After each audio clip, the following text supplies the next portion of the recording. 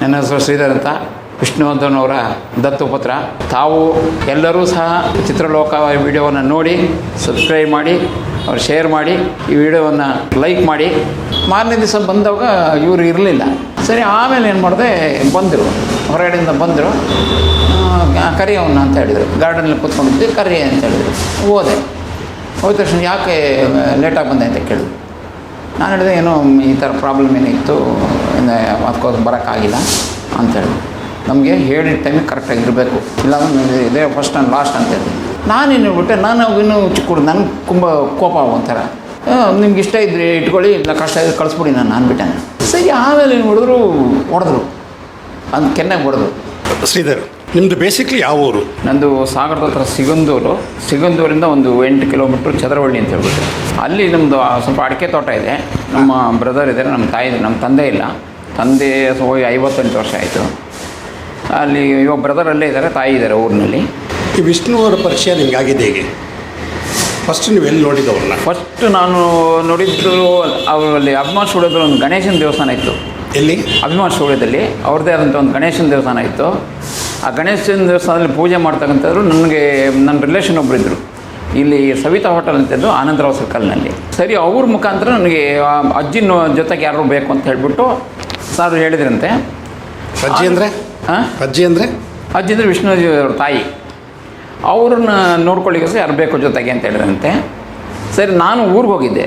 ಸರಿ, ನಮ್ಮ ಬಂದ ತಕ್ಷಣ ನನ್ನ ರಿಲೇಷನ್ ಕೇಳಿದ್ರು, ಈ ಥರ ಇದೆ, ಹೋಗ್ತೀಯಾ ವಿಷ್ಣುವರ್ಧನ್ ಅಂತ ಫಿಲಮ್ ಆ್ಯಕ್ಟ್ರ್. ನನಗೆಲ್ಲ ಗೊತ್ತಿಲ್ಲ ಯಾರು ಫಿಲಮ್ ಆ್ಯಕ್ಟ್ರು ಏನಂತ ಅವಾಗ ಗೊತ್ತಿಲ್ಲ ನನಗೆ. ಸರಿ, ಹೋಗ್ತೀಯಾ ಅಂತ ಕೇಳಿದ್ರು. ನನಗೆ ಭಯ ಇತ್ತು, ನನಗೆ ಇಷ್ಟು ದೊಡ್ಡ ಜೊತೆಗೆ ನಾನು ಹೇಗಿರೋದು ಏನು ಅಂತ ಹೇಳ್ಬಿಟ್ಟು. ಸರಿ, ಆಮೇಲೆ ಒಪ್ಕೊಂಡು ಮಾರನೇ ದಿವಸ ಬಂದೆ. ಮಾರನೇ ದಿವಸ ಬೆಳಗ್ಗೆ ಒಂದು 9 ಗಂಟೆಗೆ ಬಂದೆ. ಸಾರು ಇರಲಿಲ್ಲ ಮನೆಯಲ್ಲಿ. ಸಾರು ಮೈಸೂರಿನ ಶೂಟಿಂಗ್ ಇದೆ, ಮೈಸೂರು ಶೂಟಿಂಗ್ ಹೋಗಿದ್ದರು. ಅಜ್ಜಿಯವರಿದ್ದರು, ಅವ್ರ ಹತ್ರ ಎಲ್ಲ ಮಾತಾಡಿ, ಅಮ್ಮ ಇದ್ದೆ, ಭಾರತಿ ಅಮ್ಮವರಿದ್ದರು, ಎಲ್ಲರೂ ಮಾತಾಡಿ ಎಲ್ಲ ಖುಷಿ ಆಯಿತು. ಒಳಗಡೆ ಕರೆದ್ರು, ಹೋದೆ. ಅಲ್ಲ, ನೋಡ್ಕೊಳ್ಳೋಕ್ಕಿಂತ ಕರೆದಿದ್ದು ಏನು ವಿಷಯಕ್ಕೆ? ಹುಷಾರಿಲ್ಲ ಅವ್ರಿಗೆ? ಇಲ್ಲ, ಅವ್ರ ಜೊತೆಗಿರಬೇಕು ಅಂತ, ಅವ್ರ ಜೊತೆಗೊಬ್ರು ಬೇಕು ಅಂತ, ಅವ್ರಿಗೆ ಹೆಲ್ಪ್ ಮಾಡಿಕೊಂಡು ಇರಬೇಕು, ಒಬ್ಬರು ಜೊತೆಗಿರಬೇಕು ಅಂತ ಕರೆದಿದ್ರು. ಸರಿ, ಆಮೇಲೆ ಹೋದ ತಕ್ಷಣವೇ ಯಾವ ಊರು ಏನು ಅಂತೆಲ್ಲ ಕೇಳಿದ್ರು. ಹೇಳಿ ಆದಮೇಲೆ ಸರಿ, ನೀವು ಊಟ ಮಾಡಿದೆಯಾ ಅಂದರು. ನಾನು ರಾತ್ರಿ ಹೊರಟು ಬಂದಿದ್ದೆ. ಸರಿ, ನೀವೇನು ಊಟ ಏನು ಮಾಡಿರಲಿಲ್ಲ. ಆಮೇಲೆ ರಾಧಾಕೃಷ್ಣ ಇದ್ದೆ ಅವಾಗ. ಸರಿ, ಆಮೇಲೆ ಹೇಳಿದೆ, ಇಲ್ಲ ಊಟ ಏನು ಮಾಡಿಲ್ಲ ಅಂದರೆ. ಸರಿ, ಏನು ತಿಂತೀಯಾ ಅಂತ ಕೇಳಿದ್ರು. ಏನಾದರೂ ಸರಿ ಅಂತ ಹೇಳಿದೆ. ಆಮೇಲೆ ರಾಧಾಕೃಷ್ಣ ಹೇಳಿದೆ, ಟಿಫನ್ ಮಾಡಿಬಿಡು ಅಂತ ಹೇಳಿದೆ. ನನಗೆ ಭಯ, ನನಗೆ ಟಿಫನ್ ಮಾಡಿದ್ರೆ ಊಟ ಇದೆಯೋ ಇಲ್ಲ ಹೇಳಿದೆ, ಆ ಥರ ಭಯ ನನಗೆ. ಸರಿ, ಇವು ಟಿಫನ್ ತಿಂದರೆ ಮಧ್ಯಾಹ್ನ ಊಟ ಇದೆಯಾ ಅಂತ ಕೇಳಿದೆ ರಾಧಾಕೃಷ್ಣ ಹತ್ರ. ಇಲ್ಲ ಹಾಗೆ ಮಾಡ್ಬೋದು ಅಂತ ಹೇಳ್ದೆ ಅವನು. ಸರಿ, ಆಯಿತು ಅಂತೇಳಿ ಟಿಫನ್ ಆಯಿತು, ಊಟ ಆಯಿತು, ಆರಾಮಾಗಿ ಮಾತಾಡ್ಕೊಂಡಿದ್ವಿ. ವಿಷ್ಣು ಮನೇಲಿ ಅಡುಗೆ ಮಾಡ್ತಾ ಇದ್ದಿದ್ದು ಯಾರಾಗ? ಮನೇಲಿ ಭಾರತಿ ಮೇಡಮ್ ಅವ್ರು ಮಾಡೋರು, ಇಲ್ಲ ಅವ್ರ ಅಮ್ಮ ಎಲ್ಲ ಮಾಡೋರು? ಅವ್ರ ಅಮ್ಮನೇ ಮಾಡ್ತಾಯಿದ್ದಿದ್ದು. ಆಮೇಲೆ ನಾನು ಬಂದಮೇಲೆ ನಾನು ಹೆಲ್ಪ್ ಮಾಡ್ಕೊಂಡು ನಾನೇನು ಮಾಡ್ತಾಯಿದ್ದೆ. ಸರಿ, ಆಮೇಲೆ ಆಯಿತು. ಮಾರನೇ ದಿವಸ ಬರ್ತಾರೆ. ಮಾರನೇ ದಿವಸ ಒಂದು ಮಧ್ಯಾಹ್ನ ಮೇಲೆ ಬರ್ತಾರೆ. ಮಧ್ಯಾಹ್ನ ಮೇಲೆ ಬರ್ತಾರೆ. ಬಂದ ತಕ್ಷಣನೇ ಕೇಳ್ತಾರೆ, ಯಾವ ಊರು ಏನು ಎಲ್ಲ ಅಂತ ಕೇಳ್ತಾರೆ. ಎಲ್ಲ ಹೇಳ್ತೀನಿ, ಈ ಥರ ಊರಿನ ಯಾರಿದ್ದಾರೆ ಊರಿನಲ್ಲಿ ಏನು ಎಲ್ಲ ಕೇಳ್ತಾರೆ, ಎಲ್ಲರೂ ಹೇಳ್ತೀನಿ. ಆಮೇಲೆ ಏನೇನು ಮಲ್ಕೊಳ್ಳಿಕ್ಕೆಲ್ಲ ವ್ಯವಸ್ಥೆ ಎಲ್ಲ ಕರೆಕ್ಟಾಗಿದೆಯಾ ಏನು ಎಲ್ಲ ಕೇಳ್ತಾರೆ. ಎಲ್ಲ ಚೆನ್ನಾಗಿದೆ ಅಂತ ಹೇಳ್ತೀನಿ. ಎಷ್ಟು ನಿಮಿಷ ಮಾತಾಡೋದು ಫಸ್ಟೇ ಒಂದು 10 ನಿಮಿಷ ಮಾತಾಡಿದ್ರು ನನ್ನ ಹತ್ರ. 10 ನಿಮಿಷ ಮಾತಾಡಿದ್ರು, ಎಲ್ಲ ಕೇಳಿದ್ರು. ಎಲ್ಲ ಕೇಳಿ ಹೇಳಿದೆ, ಸರಿ, ಇಲ್ಲಿ ನಿನಗೇನು ತೊಂದರೆ ಇಲ್ಲ, ಆರಾಮಾಗಿರ್ಬೋದು ನೀನು ಅಂತ ಹೇಳಿದೆ. ನೋಡಿದಾಗ ಭಯ ಆಯ್ತಾ ನಿಮಗೆ?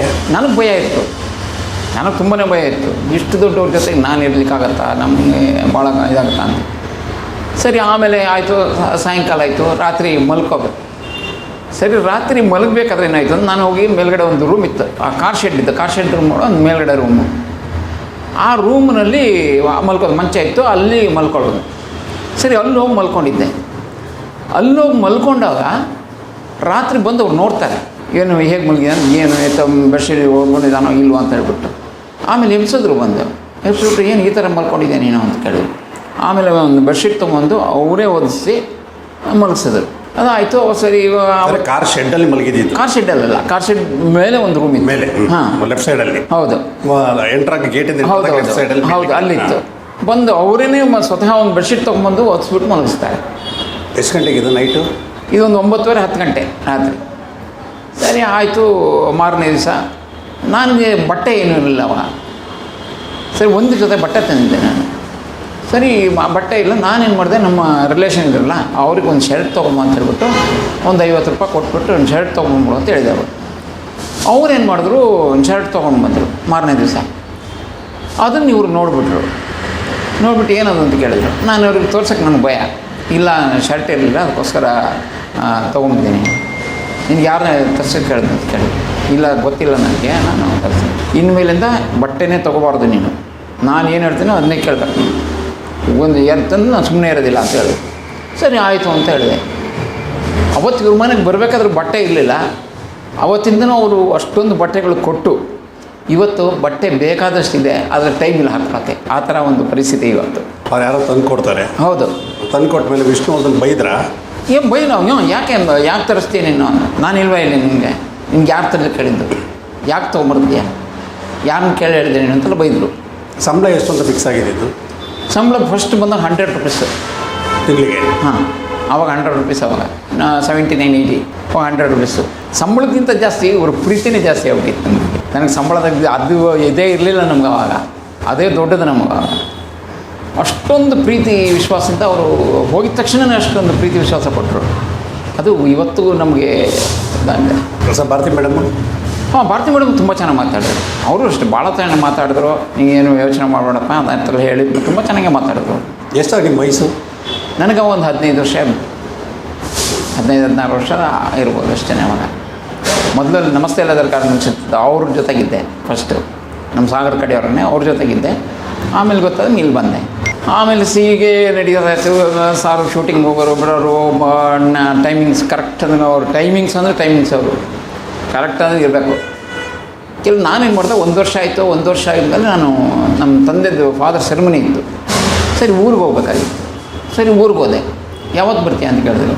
4 ದಿವಸ ಬಿಟ್ಕೊಂಡು ಬರ್ತೀನಿ ಅಂತ ಹೇಳಿದೆ. ಇಂಥ ದಿವಸ ಬರಬೇಕು ಅಂದರೆ ಆಯಿತು ಬರ್ತೀನಿ ಅಂತ ಹೇಳಿದೆ. ನನಗೇನೋ ಊರಿನಲ್ಲಿ ಏನೋ ಪ್ರಾಬ್ಲಮ್ ಆಗಿತ್ತು, ಒಂದು ದಿವಸ ಬರೋದು ಲೇಟ್ ಆಗೋಯಿತು. ಸರಿ ಆವಾಗ ಮಾರನೇ ದಿವಸ ಬಂದೆ. ಮಾರನೇ ದಿವಸ ಬಂದಾಗ ಇವರು ಇರಲಿಲ್ಲ, ಇಲ್ಲ ಆಚೆ ಹೋಗಿದ್ದರು. ಸರಿ ಆಮೇಲೆ ಏನು ಮಾಡಿದೆ, ಬಂದರು, ಹೊರಗಡೆಯಿಂದ ಬಂದರು.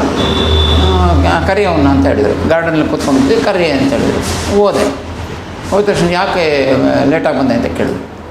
ನಾನು ಹೇಳಿದೆ, ಏನೋ ಈ ಥರ ಪ್ರಾಬ್ಲಮ್ ಏನಿತ್ತು, ಅದಕ್ಕೋಸ್ಕರ ಬರೋಕ್ಕಾಗಿಲ್ಲ ಅಂತ ಹೇಳಿದೆ. ನಮಗೆ ಹೇಳಿದ ಟೈಮಿಗೆ ಕರೆಕ್ಟಾಗಿರಬೇಕು, ಇಲ್ಲಾಂದ್ರೆ ಇದೇ ಫಸ್ಟ್ ಆ್ಯಂಡ್ ಲಾಸ್ಟ್ ಅಂತ ಹೇಳಿದೆ. ನಾನೇನು ಹೇಳ್ಬಿಟ್ಟೆ, ನಾನು ಇನ್ನೂ ಚಿಕ್ಕ ನನಗೆ ತುಂಬ ಕೋಪ ಒಂಥರ. ನಿಮ್ಗೆ ಇಷ್ಟ ಇದ್ದರೆ ಇಟ್ಕೊಳ್ಳಿ, ಇಲ್ಲ ಕಷ್ಟ ಇದ್ರೆ ಕಳಿಸ್ಬಿಡಿ ನಾನು ಅಂದ್ಬಿಟ್ಟೆ. ಸರಿ ಆಮೇಲೆ ಏನು ಮಾಡಿದ್ರು, ಹೊಡೆದ್ರು, ಅಂದು ಕೆನ್ನಾಗಿ ಹೊಡೆದ್ರು. ಏನು ಈ ಥರ ಮಾತಾಡ್ತದೆ ನನ್ನ ಹತ್ರ ನೀನು ಅಂತ ಹೇಳಿದ್ರು. ನಾನೇನು ಮಾಡಿದೆ, ಅಲ್ಲಿಂದ ಬಂದುಬಿಟ್ಟು ಅಲ್ಲಿ ಎಂಟ್ರೆನ್ಸಲ್ಲಿ ಸೋಫಾ ಹಾಕಿದ್ರು, ಅಲ್ಲಿ ಕೂತ್ಕೊಂಡು ಕೆನ್ನೆ ಹೀಗೆ ಹೇಳ್ಕೊಂಡು ಕೂತ್ಕೊಂಡಿದ್ದೆ. ಸರಿ ಬಂದ ತಕ್ಷಣವೇ ಹೋಗಿ ಊಟ ಮಾಡಿದೆ. ರಾಧಾಕೃಷ್ಣ ಹೇಳು ಊಟ ಮಾಡಿದ್ನ ಇಲ್ಲ ಕೇಳೋನು, ಊಟ ಮಾಡೋಕ್ಕೆ ಕೇಳೋನಿಗೆ ಅಂದು. ಅವರು ಅವತ್ತು ಹೊಡೆದಿದ್ದು ನನಗೆ ಇವತ್ತು ನೋಡಿ, ಇವತ್ತು ಒಂದು ಒಳ್ಳೆಯ ಸ್ಥಿತಿನಲ್ಲಿದ್ದೀವಿ ನಾವು. ಅಷ್ಟೊಂದು ಇದು ಮಾಡೋರು. ಅವತ್ತಿಂದ ನಮ್ಗೆ ಅವ್ರು ನನ್ನ ಮೇಲೆ ಭಾಳ ಒಂದು ಪ್ರೀತಿ ವಿಶ್ವಾಸ ಅಂತ ತುಂಬ ಇದಾಯಿತು. ಅವತ್ತಿಂದ ನಾವು ಅವರು ಏನು ಹೇಳ್ಕೊಟ್ಟಿದ್ರು ಅದನ್ನು ಫಾಲೋ ಮಾಡಿ ಸುಮ್ಮನೆ ಮಾಡಿದ್ರು. ಅಲ್ಲ, ಹೊಡೆದ ಕೋಪ ಬಂತ ಯಾರಿಗೆ? ಹಾಂ, ನನಗೆ ತುಂಬ ಬೇಜಾರಾಗೋಯ್ತು. ನನಗೆ ಏನು ಹೋಗ್ತಾರೆ, ಅಳ್ತಾ ಕೂತ್ಕೊಂಡ್ಬಿಟ್ಟೆ ನಾನು. ಬೇಡ ಹೊಟ್ಟೋಗ್ತೀನಿ ಅಂತ ಹೇಳ್ಬಿಟ್ಟು ರಾಧಾಕೃಷ್ಣ ದೊಡ್ಡ ಹೋಗ್ಬಿಡ್ತೀನಿ ನಾನು ಅಂತ. ಅವನು ಹೇಳಿದೆ ಇರು ಅಂತ ಹೇಳ್ದ. ಆಮೇಲೆ ಅಲ್ಲಿ ಅಳ್ತಾ ಕೂತ್ಕೊಂಡಿದ್ದೆ. ಇವರೇ ಒಂದು ಸಮಾಧಾನ ಮಾಡಿದ್ರು. ಇದು ಮಾಡಿ ಊಟ ಮಾಡೋವು ಅಂತೇಳಿ ಅವ್ನು ಕರ್ಕೊಂಡು ಊಟ ಹಾಕ್ಸು ಅಂತೆಲ್ಲ ಹೇಳಿಬಿಟ್ಟು ತುಂಬ ಇದು ಮಾಡಿದರು. ಅಷ್ಟೊಂದು ಇದಾಗಿ ನೋಡಿಕೊಂಡ್ರು. ಅದು ಅವ್ರಿಗೊಂದು ಮನಸ್ಸಿನಲ್ಲಿ ಅವ್ರು ಒಬ್ಬರನ್ನ ಒಪ್ಕೊಂಡ್ಬಿಟ್ರೆ ಮಾತಾಡೋದು ಬಿಡ್ತಾನೆ ಇರಲಿಲ್ಲ. ಅಂಥ ಒಂದು ಒಳ್ಳೆಯ ವ್ಯಕ್ತಿ ಅವರು. ಅವ್ರು ಯಾವಾಗ ತುಂಬ ಕ್ಲೋಸ್ ಆಗೋಕ್ಕೆ ಸ್ಟಾರ್ಟ್ ಆಗಿದ್ರು ವಿಷ್ಣು ನಿಮಗೆ? ಅದೇ ಇದು 1 ವರ್ಷ ಆದಮೇಲೆ ಅಷ್ಟು ಕ್ಲೋಸ್ ಆಗಿದೆ. ಇದಾದಮೇಲೆ ತುಂಬ ಕ್ಲೋಸ್ ಆಗ್ಬಿಟ್ರು. ನಾನು ಯಾವತ್ತಿದಾಯಿತು ಆವತ್ತಿಂದ ನಾನು ಅವ್ರು ಏನು ನನಗೆ ಅವಾಗ ಗೊತ್ತಾಗೋಯ್ತು. ಸರ್ ಇವ್ರು ಇದೇ ಥರ ಇರಬೇಕು ಅನ್ನೋದು ನನಗೆ ಅವಾಗ ಗೊತ್ತಾಯಿತು.